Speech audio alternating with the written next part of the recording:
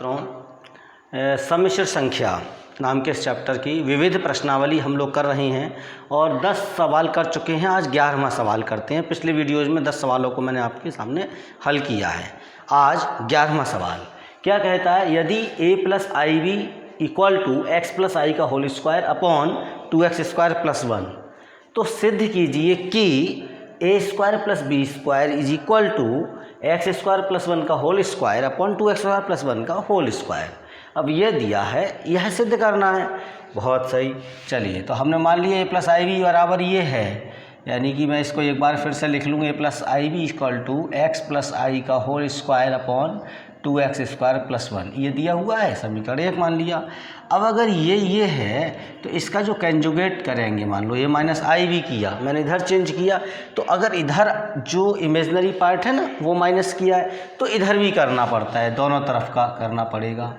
और ये ऐसा का ऐसे ही रहेगा डिनोमिनेटर। ये समीकरण 2 हो गया। अब समीकरण 1 और 2 की गुणा करने पर, और गुणा करेंगे तो लेफ्ट हैंड साइड की गुणा लेफ्ट हैंड साइड से होती है, राइट हैंड साइड की गुणा राइट हैंड साइड से होती है।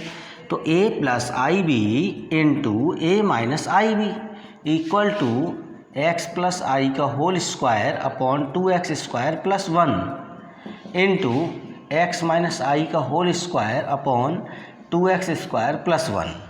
अब इन दोनों की हम गुणा करेंगे तो देखो, आप बचपन से करते आ रहे हैं इस तरह की गुणा, x प्लस वाई और x माइनस वाई दोनों की गुणा होती है तो क्या हो जाता है, जिससे अगर आप गुणा करोगे, ये सूत्र होता है ना x प्लस वाई और x माइनस वाई, तो इसे x square minus y square, इसको ये लिखते हैं। इन दोनों की गुणा है, डायरेक्ट ये लिखा जा सकता है। तो इस प्रकार से इन दोनों के लिए क्या लिखा जाएगा, a square minus i b का होल स्क्वायर बराबर। अब घातांक का नियम होता है, जैसे घातांक आपने पढ़ा, ऐसे करके है एक्स वाई की पावर m, तो x की पावर m y की पावर m, घातांक का नियम है। तो इसका मतलब ये है कि अगर ये लिखा हुआ है तो हम एक साथ भी लिख सकते हैं एक्स वाई की पावर m, तो यहाँ पर x प्लस आई की घात 2 x माइनस आई की घात 2। तो अब हम x प्लस आई इंटू एक्स माइनस आई दोनों को एक साथ ब्रैकेट में लिख के पूरे की घात 2 लगा दिया।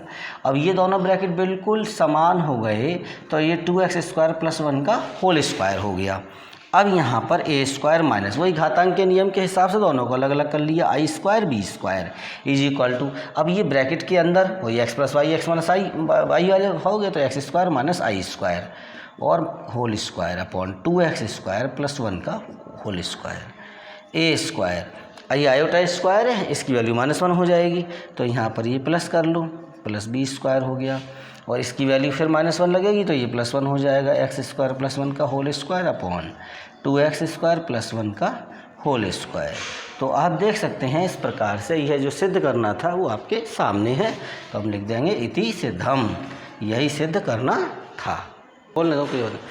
प्रश्न संख्या 12 है, z1 दिया है 2 माइनस आई और z2 है -2 प्लस आई, तो कह रहे हैं निम्न का मान निकालिए। क्या रियल पार्ट क्या है, z1 z2 अपॉन बार z1, और इमेजनरी पार्ट इसका निकालना है, ये चीज़ है। तो पहले आप ये चीज़ निकालो कि z1 z2 अपॉन बार z1 क्या होगा, फिर उसका रियल पार्ट देख लेंगे। तो z1 z2 अपॉन बार z1, देखो z1 ये लिख लिया 2 माइनस आई और z2 -2 प्लस आई अपॉन वार z1, यानी कि जो z1 है इसका कंजुगेट। तो कंजुगेट का मतलब कैसे लिखा जाता है, जो इमेजनरी पार्ट है उसका साइन चेंज करना है। तो 2 माइनस आई से क्या हो जाएगा जी, 2 प्लस आई हो जाएगा। अब आप यहाँ पे इसे सॉल्व करोगे, इन दोनों देखो 2 2 जा -4 हो गया और ये हो गया प्लस का 2i, और ये हो जाएगा प्लस का 2i, और ये हो जाएगा -i स्क्वायर अपॉन 2 प्लस आई। अब ये हो गया -4 प्लस 2i और 2i 4i, और -i स्क्वायर का +1 हो जाएगा, और ये हो गया 2 प्लस आई।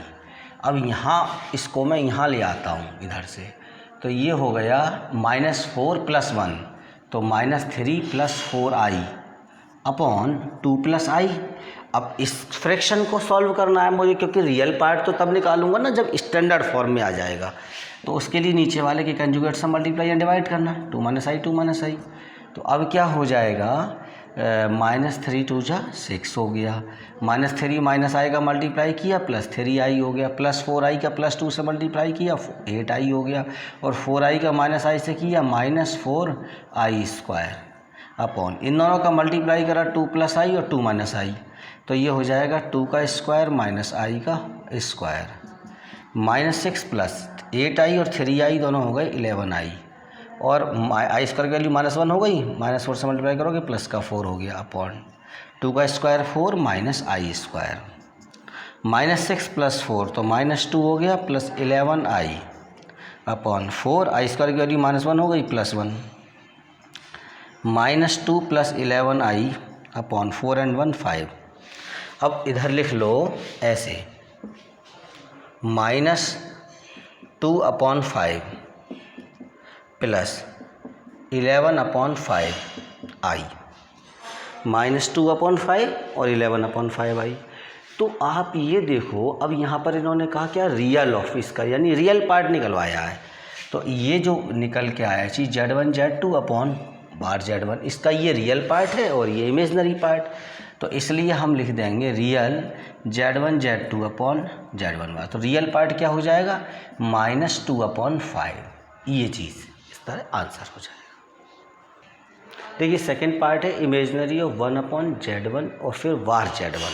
तो उसी तरीके से मैं इसको सॉल्व करता हूँ, 1/Z और Z1 बार, तो हो गया 1/Z की वैल्यू हो गई 2 - i, और अब इसका कंजुगेट लेना, तो क्या हो जाएगा 2 + i, तो 1/J हो जाएगा 2 - i स्क्वायर, तो 1/2 + 1 हो जाएगा, यानी 1/3 हो गया। अब आप ये समझो, इसका इमेजनरी पार्ट निकलवाया इन्होंने, इमेजनरी 1/Z Z1 बार, तो बराबर, अब ये 1/3 है तो 1/3 + 0 × i, ऐसे करके लिखोगे। ये 1/3 है, अब i है नहीं, इसका मतलब i के गुणांक 0 होगा, तो i के गुणांक 0 दिखाया।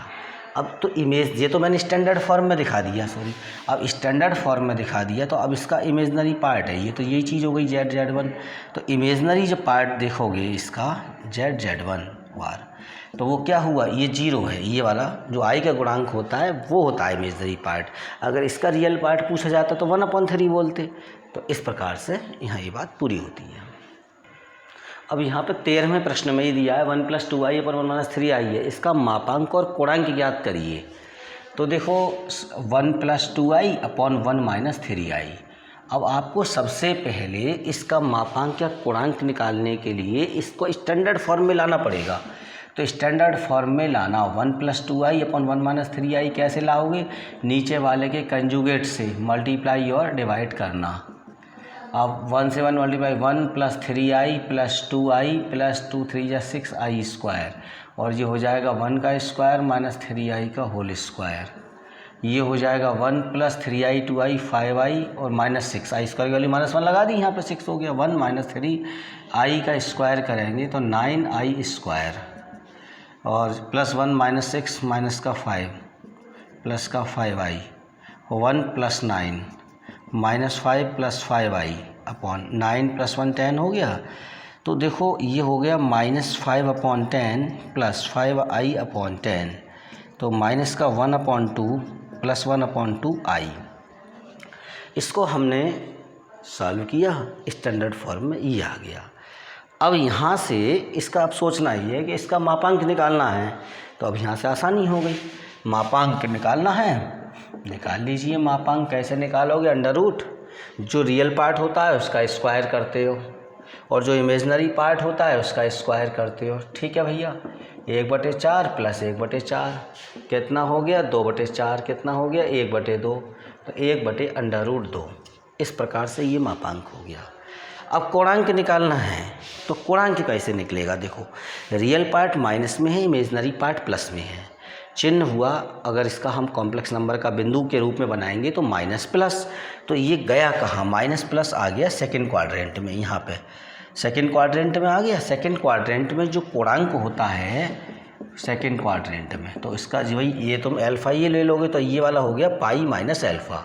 सेकंड क्वाड्रेंट का पाई माइनस अल्फ़ा होता है, और अल्फ़ा की जगह क्या हो जाएगा, tan इनवर्स इमेजनरी पार्ट बटे रियल पार्ट, ऐसे और मॉड ले लो तो pi minus tan inverse imaginary part कितना है 1/2, रियल पार्ट कितना है -1/2, मॉड ले लिया तो पाई माइनस tan इनवर्स। अब ये हो गया -1 और मॉड में आ गया पाई माइनस tan इनवर्स, और -1 का मॉड हो जाएगा तो क्या हो जाएगा 1 पाई माइनस tan इनवर्स, ये tan π/4 की वैल्यू हो जाती है, और प्रॉपर्टी के हिसाब से इन्वर्स ट्रिग्नोमेट्रिक फंक्शन की ये π/4 हो गया, और फिर ये आ गया 3 π/4। तो ये कोणांक आ गया 3 π/4 और मापांक हो गया। अब प्रश्न संख्या 14 है, ये लिखा यदि x - iy 3 + 5i, ये जो चीज़ है, ठीक, ये क्या कहा है कि ये इतनी चीज़ -6 - 24i की संयुग्मी है, यानी इसकी संयुग्मी का मतलब इसके ऊपर बार लगा दो, ये वो चीज़ है। तो x और y ज्ञात कीजिए। अच्छा, मैं लिख लिया प्रश्नानुसार, सॉल्यूशन शुरू करते हैं। ये जो x - iy और 3 + 5i है, ये -6 - 24i की संयुग्मी है, कंजुगेट बार लगा दिया। अब यहाँ आप x से 3 का मल्टीप्लाई किया 3x, ये हो जाएगा प्लस का 5ix, x की मल्टीप्लाई कर दिया, माइनस i3y ऐसे लिख लो, और जब आगे पीछे हो जाते हैं कोई बात नहीं, और ये -5i² इक्वल टू, अब ये हो जाएगा -6 + 24i, जो कि इसका कंजुगेट है ना, तो ये साइन चेंज हो गया, इमेजनरी पार्ट का साइन चेंज हो गया। अब यहाँ हो गया ये 3x, और देखो i² की जगह -1 लगाओगे तो ये प्लस का 5i हो जाएगा, प्लस का 5y, और इन दोनों में i कॉमन ले लोगे तो ये बच गया 5x - 3y और बराबर -6 प्लस का 24i। अब मैं लिख दूंगा दोनों ओर वास्तविक और काल्पनिक भागों की तुलना करने पर 3x + 5y = -6, ये समीकरण 1 हो गई। 5x - 3y = 24, यह समीकरण 2 हो गई। x और y के मान ज्ञात करने हैं तो आप किसी विधि से ज्ञात करने, मान लो समीकरण 1 को 5 से गुणा कर लो, और समीकरण 2 को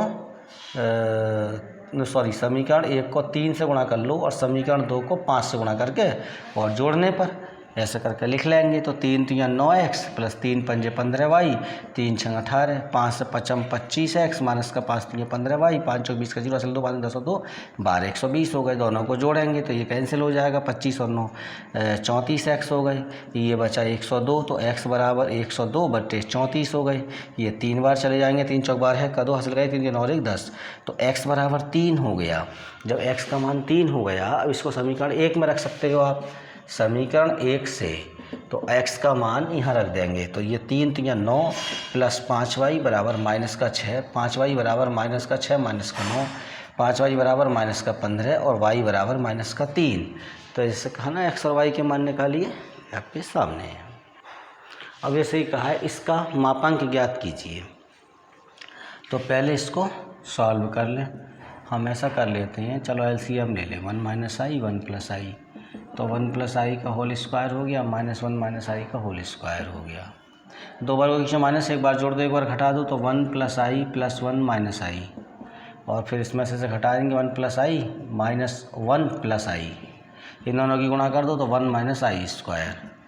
अब i से i कैंसिल हो गया, 1 से 1 कैंसिल हो गया, 1 और 1 हो गया 2 × i और i हो गया 2i, तो 1 + 1, 2 2 = 4 हो गया i अपॉन 1 and 1 2, 2 से 2 काट दोगे, ये 2i हो जाएगा। अब इसको लिखोगे आप 0 + 2i, ऐसे करके आपने स्टैंडर्ड फॉर्म में लिख दिया। तो आपको मापांक निकालना है, तो आप मापांक कैसे निकाल लोगे, √ रियल पार्ट का स्क्वायर और फिर इमेजनरी पार्ट का स्क्वायर, तो बराबर क्या हो गया, √0 + 4, यानी कि √4 हो गया, यानी कि 2, ऐसे करके आ गया मात्रक। तो ये जो चीज़ है, ये मापांक आपके सामने आ गया है।